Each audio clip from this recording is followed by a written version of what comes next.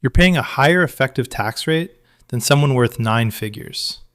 Not a loophole, not a glitch, a feature. And by the end of this video, I'll prove it with actual numbers. A household pulling in $75,000 a year hands over roughly 22% of their income in federal taxes. Meanwhile, someone sitting on $100 million in net worth, someone whose wealth grows by more in a single afternoon than you make in a year, can legally structure their life to pay an effective rate in the single digits, sometimes lower. And I'm not saying this like some conspiracy guy waving his hands about the elites. I'm saying there are specific, documented, exposed mechanisms built into the architecture of modern money that guarantee this outcome. The more you earn from actual labor, the more you lose. The more you accumulate without working, the more you keep. I didn't always see it this way. For years, I operated under the same assumptions you probably have right now. Work hard, save diligently, be responsible. The system rewards effort. And when the math didn't add up, when I was doing everything right and still felt like I was losing ground, I blamed myself. Better budget, fewer lattes, more discipline. Then I started actually looking at how money flows through this economy versus how we're taught it flows. And once I saw it, I couldn't go back. Let me show you what I mean. Here's the story most of us grew up with. You go to school, you get a good job, you earn a paycheck. You save some, spend some, invest a little. Over time, your discipline gets rewarded. The system works for everyone. Some people just work harder or smarter. And if you're struggling, well, you probably need a tighter budget. Maybe cancel a subscription. Maybe stop ordering DoorDash. This frame treats money like a river, and your job is to paddle faster. More hours, more hustle, bigger salary. The assumption is that the speed at which you earn determines the life you get to live. And look, effort does matter. Discipline does matter. I'm not going to sit here and pretend otherwise. But here's what this frame completely ignores. The river has a current, and for most people, that current is flowing directly against you. Every dollar you earn from a paycheck gets taxed before you touch it. Then you pay sales tax when you spend what's left. Then inflation quietly eats away at what you manage to save. Then if you invest what's left after that, you pay capital gains when you sell. And if you somehow manage to build something worth passing on, your heirs might get hit again. Now let me show you the other side, because this is where it gets uncomfortable. If your wealth comes from assets appreciating in value, real estate, stocks, a business you own, you can legally defer taxes almost indefinitely. You can borrow against your wealth and spend the money without triggering a single taxable event. You can pass it to your children through structures that reset the tax basis entirely. Same country, same tax code, two completely different games. The standard response is, well, anyone can invest. And technically, that's true. But let me make this concrete.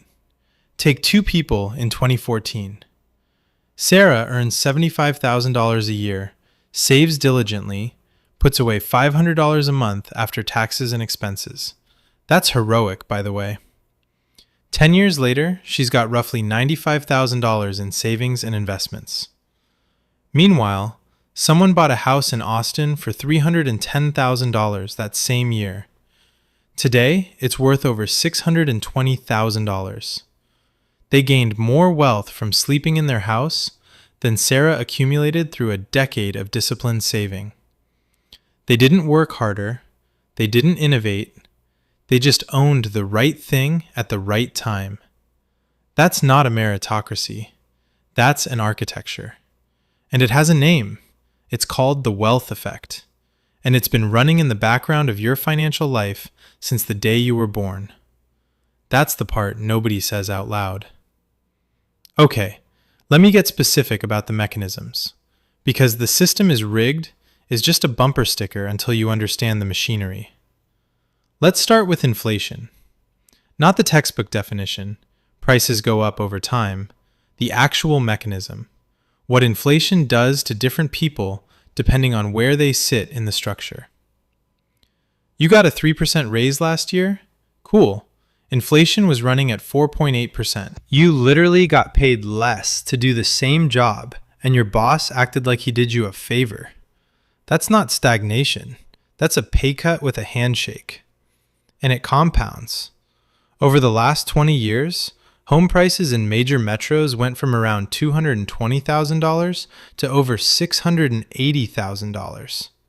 The S&P 500 went from roughly 1,100 to over 5,000. Meanwhile, median household income, adjusted for inflation, moved from about $59,000 to $63,000. $4,000 in 20 years.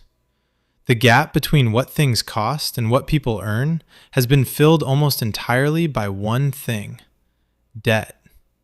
But here's what really matters. When central banks expand the money supply, which they've been doing aggressively since 2008, new money doesn't distribute evenly. It enters through financial institutions. It flows into asset markets first. It inflates stock prices, real estate, commodities, and it only trickles down to wages months or years later. That was just the setup. So if you own assets, inflation is basically a raise you never asked for. Your house gets more expensive. Your portfolio swells. You didn't do anything. If you don't own assets, inflation is a slow-motion robbery. And the worst part? You don't even realize it's happening because the number on your paycheck keeps growing. It's just that the number means less every year. Wait, let me stop here for a second, because I know what some of you are thinking. Okay, so I should invest. I know that. Everyone says that. And yeah, but that's not the insight. The insight is understanding why investing works in your favor. It's not because you're smart or disciplined. It's because the system is literally designed to reward people who hold assets and punish people who hold cash. You're not beating the system by investing. You're just switching which side of the mechanism you're standing on. That distinction matters. Hold on to it. Now let's talk about debt, because this is where the asymmetry gets almost absurd. When you borrow money, mortgage, car loans, student loans, you pay interest with after-tax dollars. Meaning if your interest payment is $1,000 a month, you actually need to earn something like $1,350 billion before taxes just to make that payment. You're borrowing to survive, paying high interest rates against things that lose value the second you sign. When a wealthy person borrows money against their stock portfolio, their real estate, their art collection, their interest rate is often half of yours or less. Their collateral is appreciating while the loan is outstanding. And the borrowed money isn't taxed as income. So they get to spend without selling, without triggering capital gains, without losing the asset that's still compounding in the background. You're borrowing at 7% to buy a car worth 40% less in 3 years. They're borrowing at 3% against a portfolio gaining 10% annually. You do the math on who wins that equation. And think about student loans specifically. You're 18 years old. Someone hands you $80,000 in debt before you understand compound interest. You spend 4 years getting a degree, then enter a job market where your $52,000 starting salary barely covers loan payments plus rent in any city where the jobs actually are. For the first decade of your career, your most energetic, most creative years, a massive chunk of your income flows directly to loan servicers. And here's what should genuinely bother you. The institutions lending you that money, they're using the interest you pay to buy the very assets that are appreciating. The same assets pulling further away from what you'll ever afford on a salary. Your debt payments are literally funding someone else's wealth accumulation. Okay, so now you see the architecture. The question is, what do you actually do with this information? Because here's what I don't want to happen. I don't want you to watch this video, feel angry for 20 minutes, and then go right back to doing the same things. That's what most people do. They see the game, feel helpless, and keep playing the same way because they don't know what else to do. So let me give you 3 things that actually shift. First, and this might sound soft, but it's the foundation. You drop the shame. The guilt that comes with financial struggle in this country is enormous. We treat money problems like character flaws. Can't afford a house? Should have saved more. Drowning in debt? Should have been smarter. But now you understand that the architecture itself extracts from earners and compounds for owners. So the shame dissolves. Not because personal responsibility doesn't matter. It absolutely does.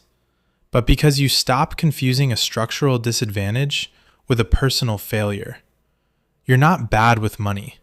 You're playing the most expensive version of the game. Second, and this is the practical shift, you stop optimizing for income and start optimizing for ownership. Under the old frame, the goal is the highest salary. Grind until you break.